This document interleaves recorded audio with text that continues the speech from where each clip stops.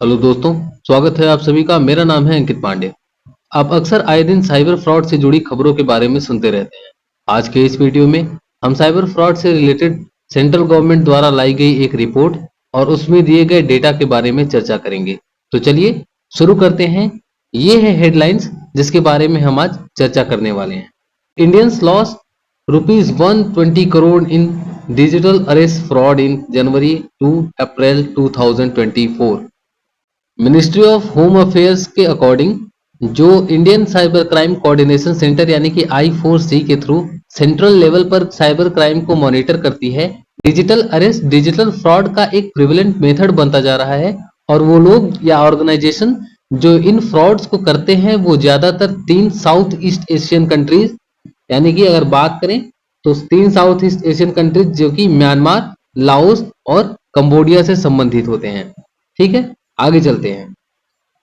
जनवरी से अप्रैल तक का ट्रेंड देखें तो I4C यानी कि Indian cyber crime coordination centre ने यह पाया कि 46% साइबर फ्रॉड्स के केसेस जो इस पीरियड में रिपोर्ट किए गए, जिनमें विक्टिम्स ने कुल मिलाकर 1776 करोड़ रुपए गंवाए, वो साइबर फ्रॉड्स इन्हीं 3 कंट्रीज से ओरिजिनेट हुए थे।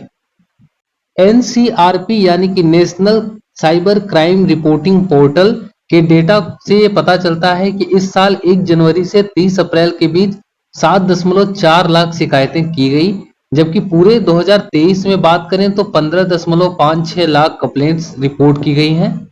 2022 में कुल 9.66 लाख शिकायतें दर्ज की गई, जो पिछले 4.52 लाख से कहीं ज्यादा हैं।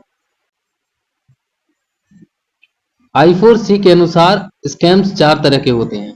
पहला अगर बात करें तो डिजिटल अरेस्ट, दूसरा बात करें तो ट्रेडिंग स्कैम, तीसरा इन्वेस्टमेंट स्कैम यानी कि जो टास्क बेस्ड स्कैम होता है, और चौथा अगर बात करें तो रोमांस या डेटिंग स्कैम। ठीक है, I4C के चीफ एग्जीक्यूटिव ऑफिसर जिनका नाम है राजेश कुमार, वो जब मई में जनवरी से लेकर अप्रैल तक का डाटा रिलीज कर रहे थे, उस वक्त उन्होंने बताया कि जो इंडियंस है उन्होंने 120.30 करोड़ जो रुपए हैं वो डिजिटल अरेस्ट के थ्रू वो पूरे गंवाए हैं। 1420.48 करोड़ जो रुपए हैं उन्होंने ट्रेडिंग स्कैम के थ्रू गंवाए हैं। 222.58 करोड़ जो रुपए हैं उन्होंने इन्वेस्टमेंट स्कैम में गंवाए हैं, और 13.23 करोड़ जो रुपए हैं उन्होंने रोमांस और डेटिंग स्कैम में गंवाए हैं।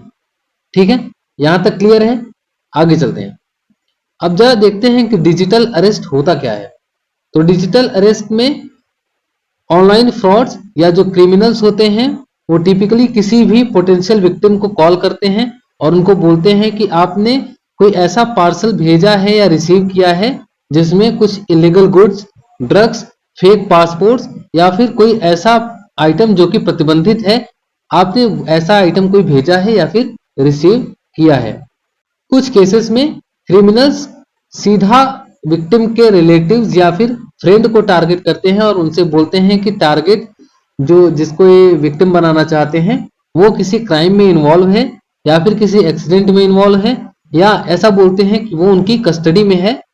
और इसके बाद यही क्रिमिनल्स कुछ पिक्चर्स और आइडेंटिटीज पुलिस पर्सनल की यूज करते हैं, जिससे विक्टिम्स को ये लगे कि ये जो सारे जो प्रूफ दे रहे हैं वो ऑथेंटिक हैं, और इसके बाद ये कुछ पैसों की डिमांड करते हैं, जिससे कि जो भी इनके ऊपर जिस केस में इनको फंसाया जा रहा है उसको कॉम्प्रोमाइज करने के लिए या फिर उस केस को बंद करने के लिए पैसों की डिमांड करते हैं। तो ये डिजिटल अरेस्ट में होता है। कुछ केसेस में ऐसा भी हुआ है कि जब तक आपका जो डिमांड उनका कंप्लीट नहीं हो जाता तब तक आपको वीडियो कॉन्फ्रेंसिंग के जरिए उसी प्लेटफॉर्म पे उनसे जुड़े रहने को बोला जाता है। ठीक, तो ये डिजिटल अरेस्ट के बारे में आपको जानना था। साइबर क्रिमिनल्स वो यूज करते हैं स्टूडियोज को, जो कि बिल्कुल हूबहू पुलिस स्टेशन की तरह लगता है, या फिर जो भी गवर्नमेंट ऑफिस से वो कॉल करते हैं ऐसा लगता है कि ये सच में उसी ऑफिस से कॉल कर रहे हैं। जब आप वीडियो कॉल करेंगे तो कुछ उसी ऑफिस के जैसा वो दिखेगा, जबकि वो कुछ होता नहीं है, वो फेक स्टूडियोज बना के रखते हैं। और याद रखिएगा कि यूनिफॉर्म भी बिल्कुल सिमिलर और ऐसे होते हैं कि जैसे लॉ एनफोर्समेंट एजेंसी के ऑफिसर्स जिस तरह के यूनिफॉर्म यूज करते हैं, पहनते हैं, उसी तरीके के वो नकली यूनिफॉर्म भी यूज करते हैं इस तरह के फ्रॉड्स में।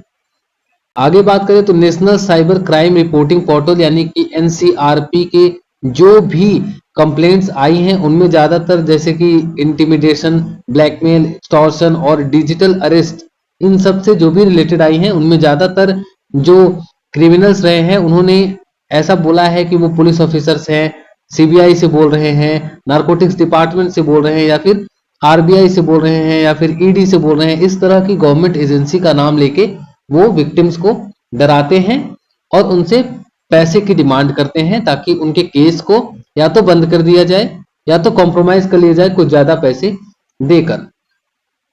I4C ने अपने एनसीआरपी पर डेटा, स्टेट्स और यूटी से प्राप्त इनपुट्स और कुछ ओपन सोर्सेस की जानकारी को एनालाइज करने के बाद म्यांमार, लाओस और कंबोडिया पर ध्यान केंद्रित करना शुरू किया।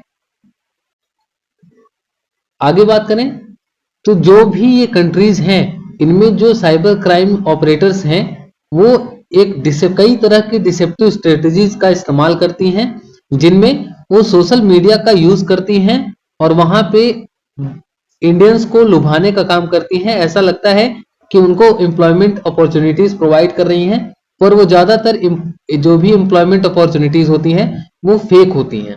ठीक है, तो जितनी भी इस तरह की आपको कॉल्स हैं कि आप वो ईडी से बोल रहे हैं, पुलिस ऑफिसर्स बोल रहे हैं, ज्यादातर आपको ये भी याद रखना है कि अथॉरिटीज कोई भी हो, अथॉरिटीज का साफ कहना है कि कोई भी अथॉरिटी आपको सीधा वीडियो कॉल या फिर किसी भी ऐसे ऐप पे कॉल नहीं करती है। ऐसे ही कोई भी पैसे की डिमांड कोई भी अगर आपसे करता है तो वो साइबर क्राइम से रिलेटेड है, तो उसकी जल्दी से जल्दी आप उसकी शिकायत दर्ज कराइए। ठीक है, तो आप जो लोगों को भी सावधान रहने की जरूरत है। इस तरह के क्राइम्स आजकल बहुत ज्यादा हो रहे हैं, तो बिल्कुल सतर्क रहिए। आगे बात करें तो क्या तरीके हैं जिनसे हम इन साइबर क्राइम के अटैक से बच सकते हैं।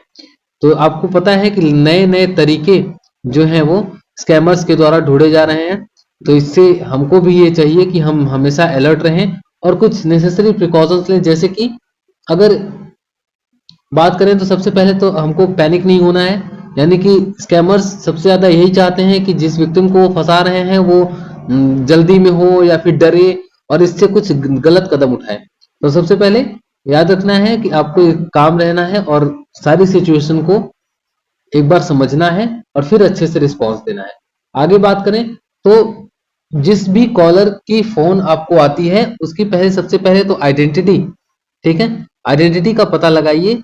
अगर कोई कहता है कि लॉ एनफोर्समेंट एजेंसी से है तो ऐसा नहीं कहना चाहिए कि डायरेक्ट सीधा पैसा लिया और वीडियो कॉल किया और सब पैसे भेज दिए।